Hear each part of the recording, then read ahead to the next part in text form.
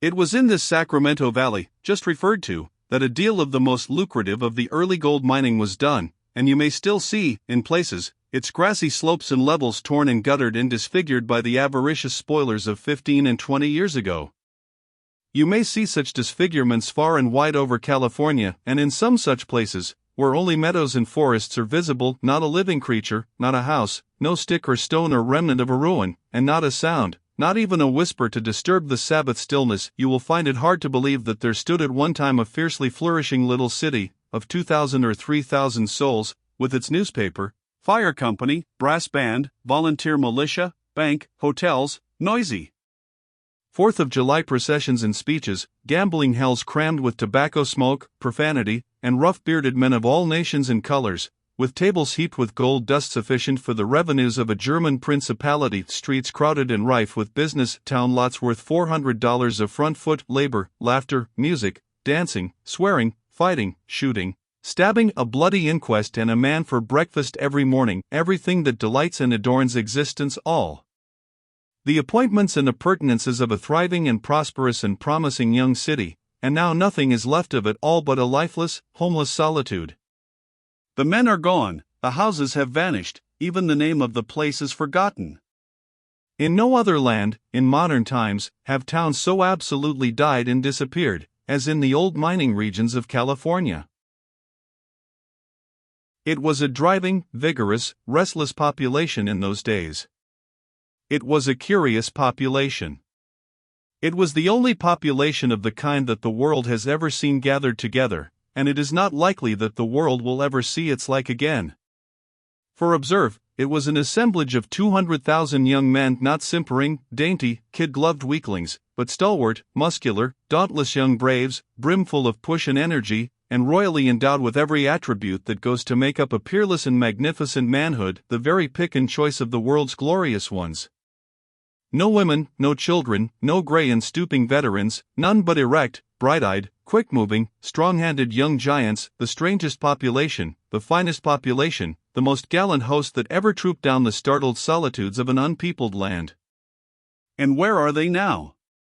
Scattered to the ends of the earth, or prematurely aged and decrepit, or shot or stabbed in street affrays, or dead of disappointed hopes and broken hearts, all gone, or nearly all victims devoted upon the altar of the golden calf, the noblest holocaust that ever wafted its sacrificial incense heavenward.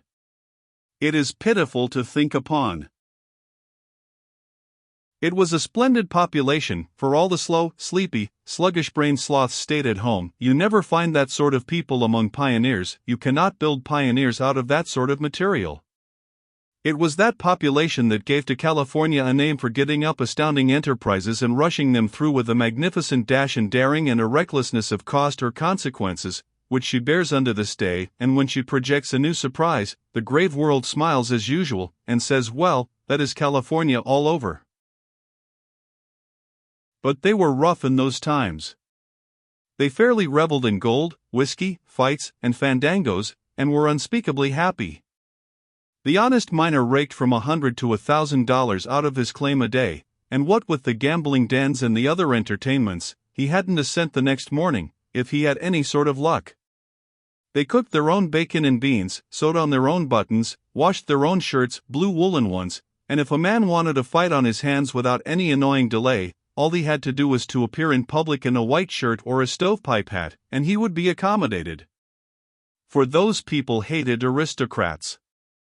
They had a particular and malignant animosity toward what they called a biled shirt. It was a wild, free, disorderly, grotesque society. Men only swarming hosts of stalwart men, nothing juvenile, nothing feminine, visible anywhere. In those days miners would flock in crowds to catch a glimpse of that rare and blessed spectacle, a woman. Old inhabitants tell how, in a certain camp, the news went abroad early in the morning that a woman was come. They had seen a calico dress hanging out of a wagon down at the camping ground, sign of emigrants from over the Great Plains. Everybody went down there, and a shout went up when an actual, bona fide dress was discovered fluttering in the wind.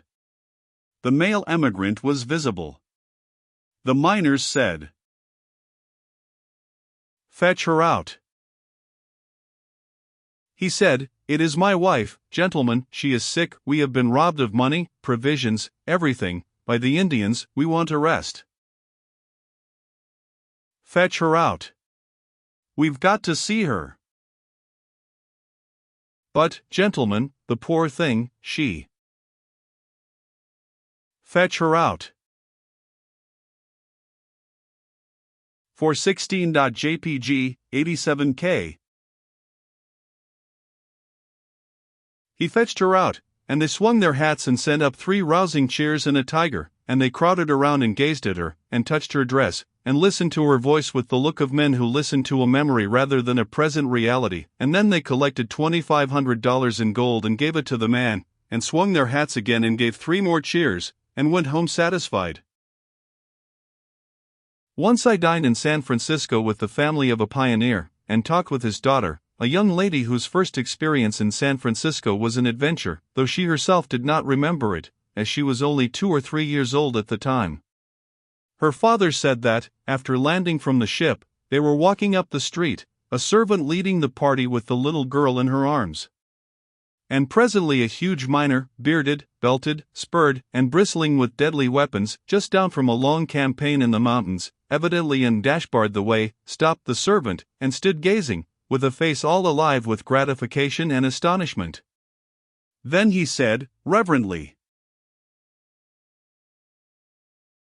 "For 17.jpg, 58K?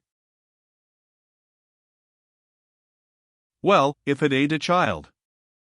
And then he snatched a little leather sack out of his pocket and said to the servant, "There's $150 in dust, there, and I'll give it to you to let me kiss the child." That anecdote is true. But see how things change. Sitting at that dinner table, listening to that anecdote, if I had offered double the money for the privilege of kissing the same child, I would have been refused. 17 added years have far more than doubled the price. And while upon this subject I will remark that once in Star City, in the Humboldt Mountains, I took my place in a sort of long, post-office single file of miners, to patiently await my chance to peep through a crack in the cabin and get a sight of the splendid new sensation, a genuine, live woman. And at the end of half of an hour my turn came, and I put my eye to the crack, and there she was, with one arm akimbo, and tossing flapjacks in a frying pan with the other. And she was 165, being in calmer mood. Now, I voluntarily knock off 100 from that, am years old, and hadn't a tooth in her head. For 18.jpg, 28K.